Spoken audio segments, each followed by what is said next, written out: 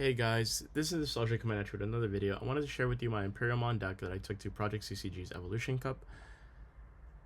It was a 5-round event and I ended up winning. Before I go straight into the deck and explaining to you the choices and why I'm playing certain cards, I want to talk about my matchups and how they went, just to give you an understanding, like what I played against and how I was able to overcome those matchups. So round one, I played against a mirror match. I've only played against a mirror match one time, so it was cool. I learned a lot playing this guy because he knows how to play his deck, and I know I was just learning a lot from what he was doing. And so game one, I drew broken, so I ended up winning that just because of that reason. Game two, he drew better, and I drew really bad, so I pretty much had to grind the game out, but he was making very crucial mistakes, and I ended up coming back, and I made a crucial mistake that I ended up attacking with my fighter mode. And when I attacked with the fighter mode, I hit into another fighter mode in security. My fighter mode didn't have jamming; it had no sources, and my Digimon ended up dying, and so it overflowed 4 and ended up going back to his turn. I should have first attacked with the Imperialdramon that I had on board because it had jamming. I could attack twice with it and then go into dragon mode, attack into security, and then attack with the fighter mode and then attack with the fighter mode. Also, I could have just hammer sparked twice, attacked first with the fighter. If I was still gonna attack with the fighter mode first, I could attacked, and then if it would have overflowed, it wouldn't have mattered that much because I still would have been able to attack twice, go into dragon mode, suspend one of his Tamers, and then it's his turn and he doesn't really have anything on board. So yeah, I made that mistake, so I ended up losing game 2. And then game 3, we both bricked. It just came down to whoever made the first mistake. He made, even though he had certain cards to have momentum, me personally, I think he drew better than me because I just kept hard playing stuff. He just kept making mistakes, and I was just able to win because of that reason. And I just ended up at a certain point, he had 2 Davis and Kens. He activated both of his Davis and Kens effect, and I ended up going to fighter mode, the BT-12 one. So I ended up bottom decking both of those, so he didn't have another Digimon that has end of turn DNA Digivolving, so he ended up losing because of that reason.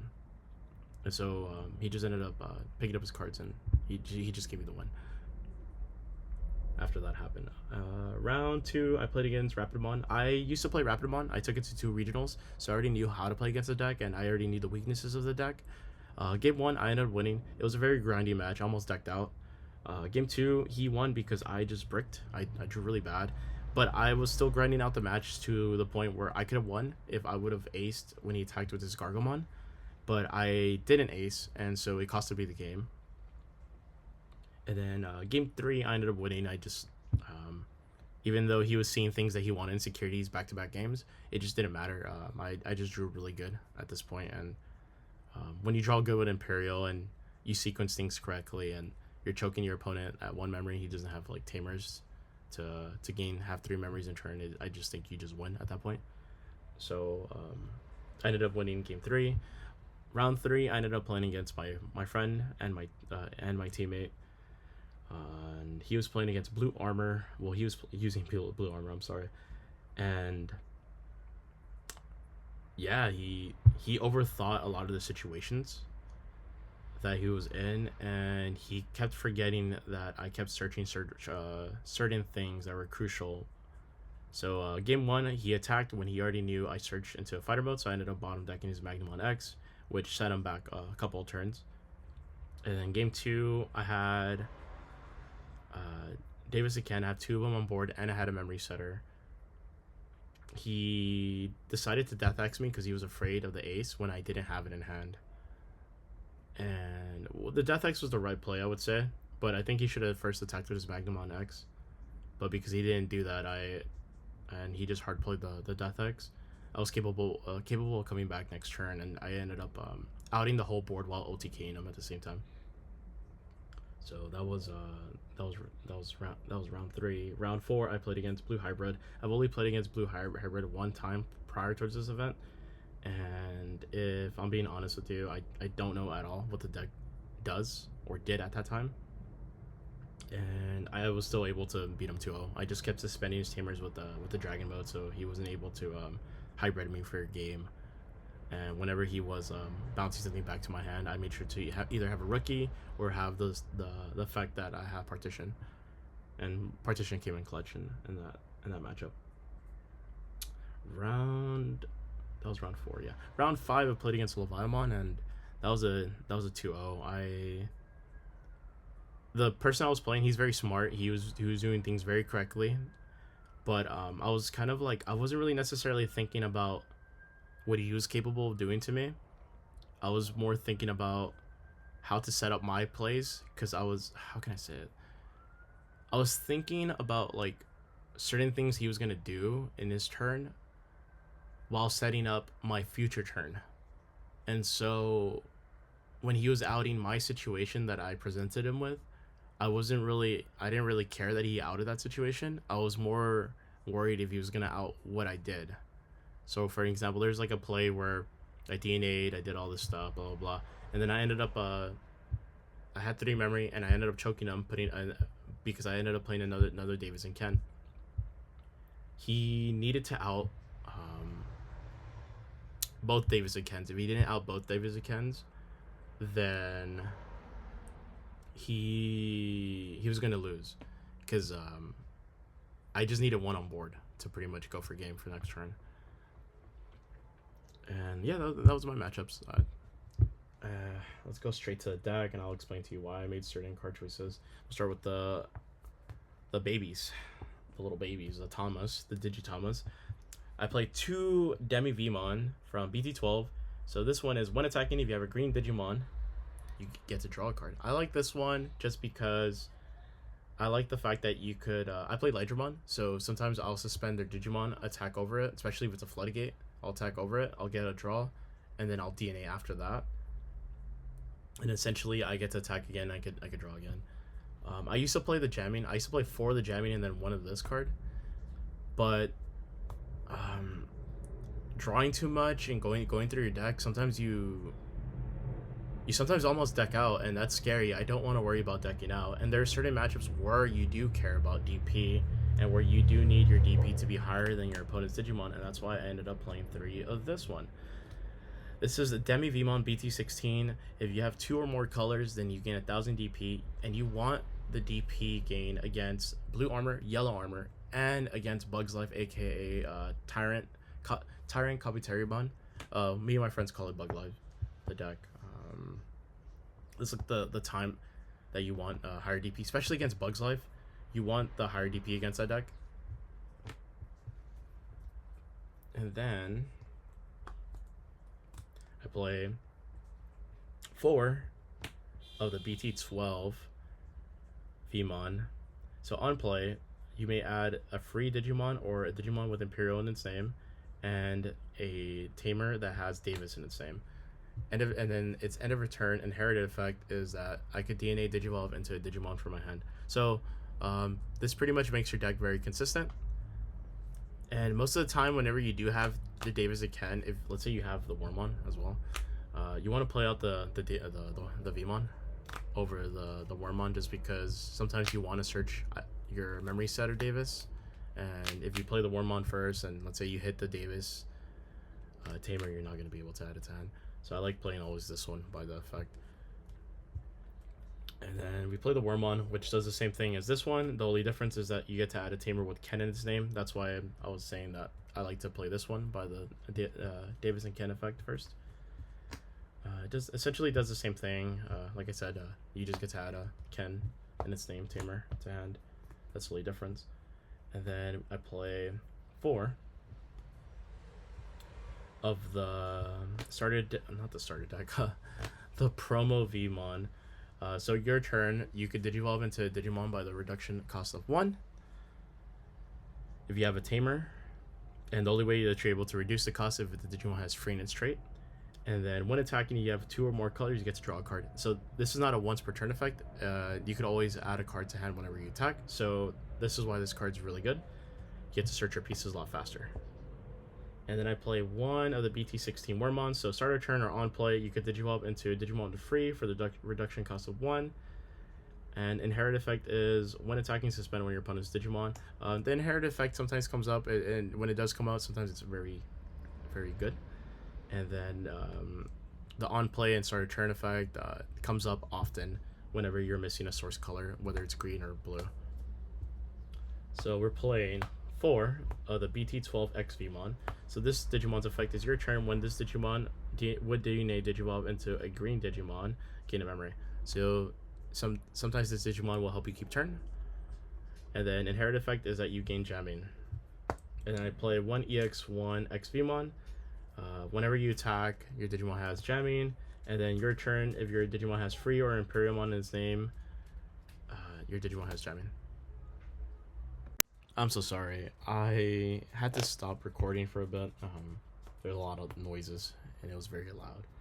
But I do want to talk about this XVmon. I used to play 2 of them, but I ended up cutting it to just 1 because 2 was too bricky.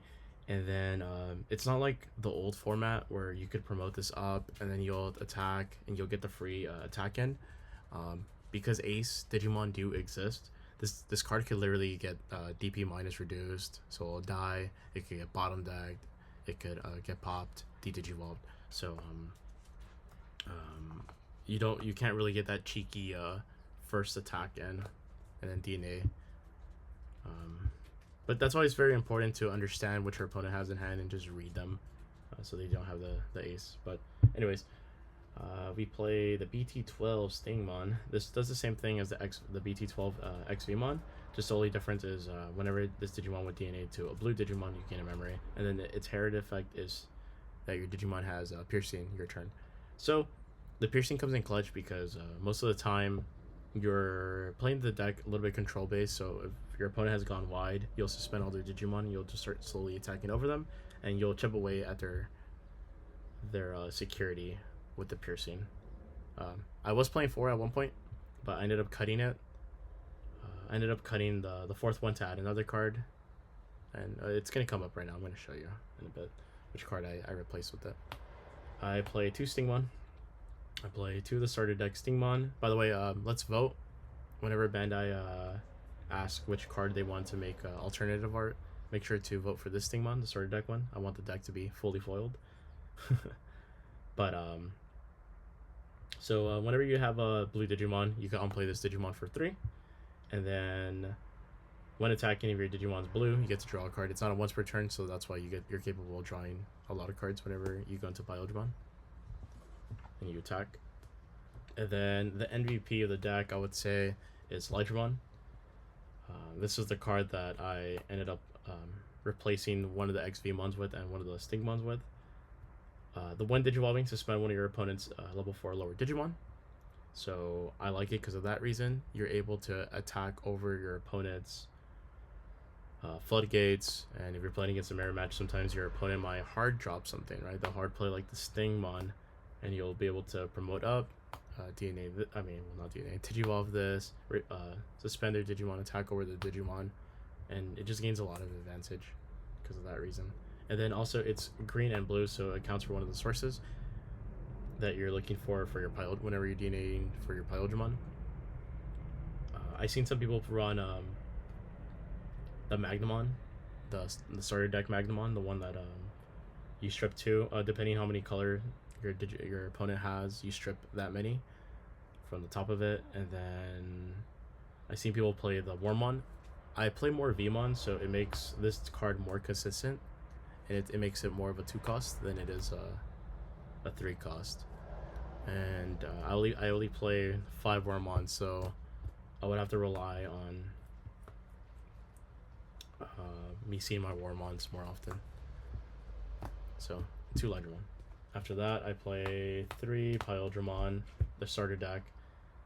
When DNA Digivolving, I could bottom deck one of my opponent's 6k or lower Digimon, and then when attacking, I can unsuspend this Digimon once per turn. So it's really good because of that reason. But I must admit, I do want to cut one of these and put in the BT-12 Imperialdramon.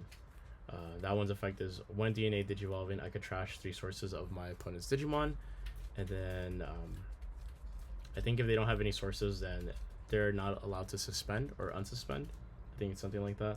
And then its heritage effect is whenever I have a Digimon with free in its trait or as Imperialdramon in its name, then I gain a memory, and it's not a once per turn.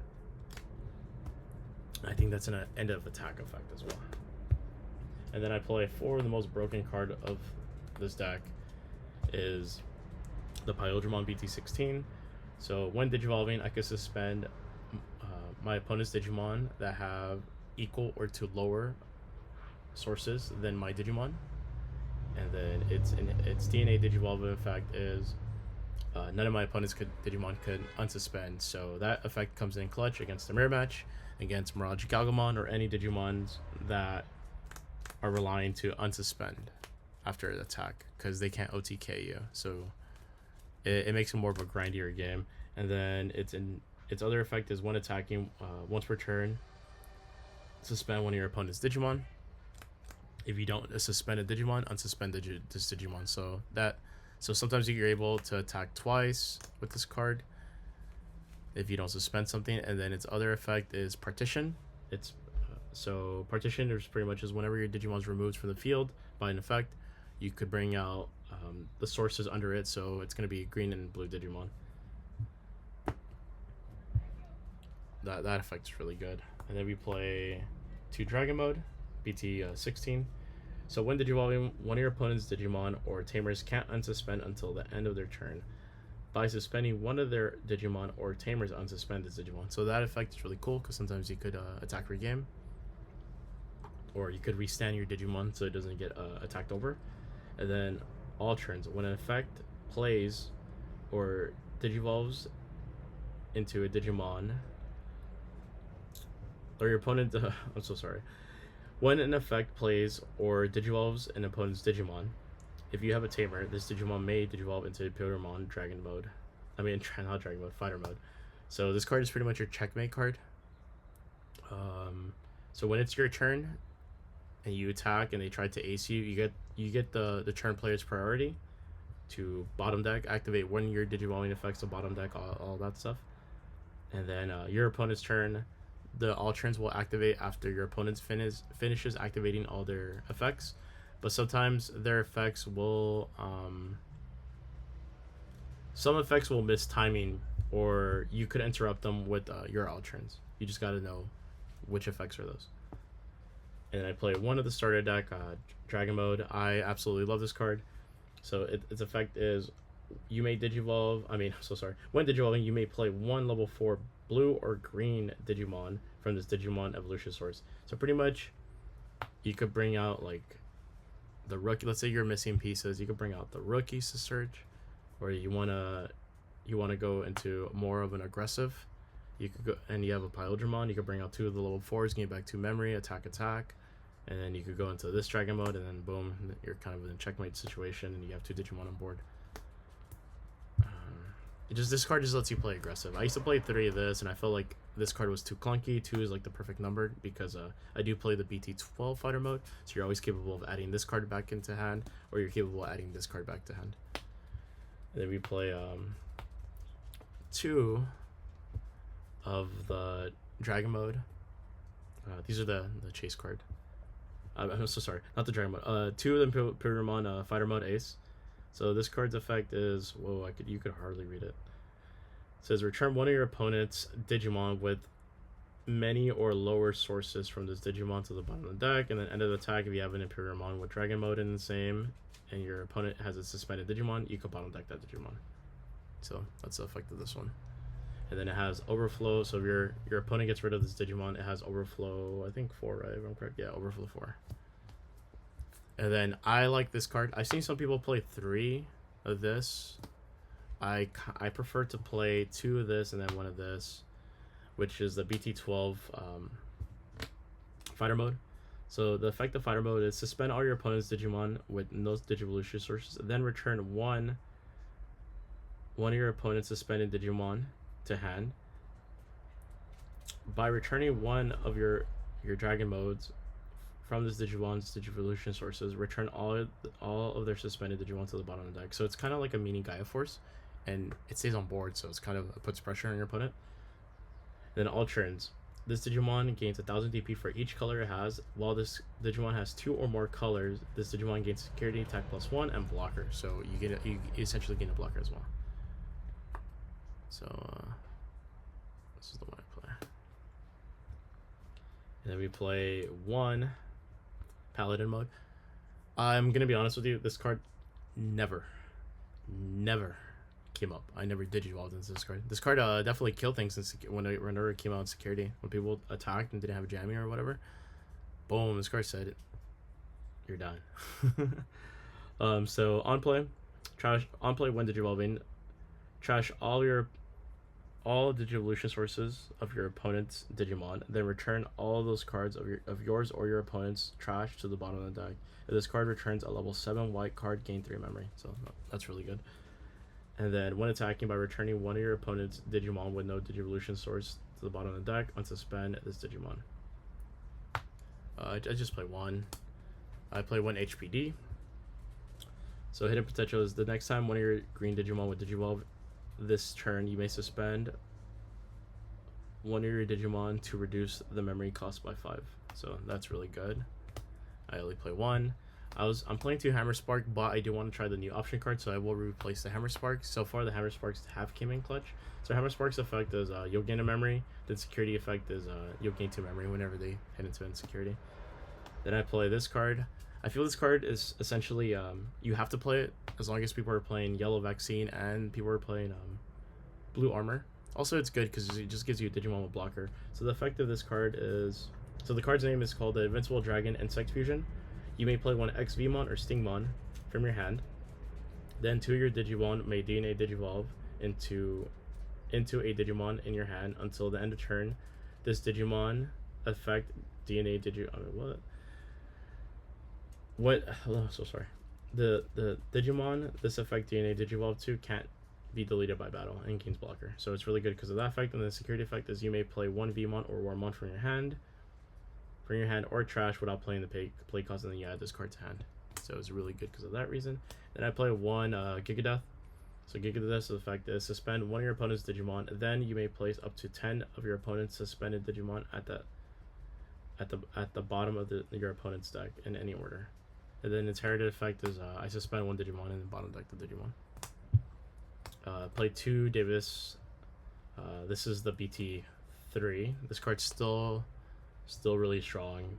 It's a memory setter, and on play you reveal the top 3 cards of your deck, and then you could add a green and blue Digimon. And then I play 4 Davis and Ken. So start a turn, I may play 1 Vmon or Warmon from my hand without paying the play cost. The next time one of your opponent's Digimon at the next end of your opponent's turn, return it to hand. When one of your Digimon Digivolves into a blue or green Digimon, by suspending this Tamer, I gain 1 memory. If I DNA Digivolve, I could trash up to 3 sources under my opponent's Digimon. So this card pretty much is broken. The fact that you're able to gain a memory, it helps you find pieces whenever you hard play the Searcher rookies. And honestly, sometimes you might have nothing and you don't even have anything, you barely hatch. If you have 2 of these on board, you could pretty much make a Imperialdramon if you have the cards to go into one. But this is the deck that I played. I absolutely like this deck. It's super fun. This Imperialdramon was actually one of the first decks that I played when I first started playing the game. So it's nice to see that this deck got support and you're capable of playing, and it's one of the top decks as well. Anyways, hope you guys are having a great day, and if you guys have any questions, just please let me know. Anyways, have a good day. Bye bye.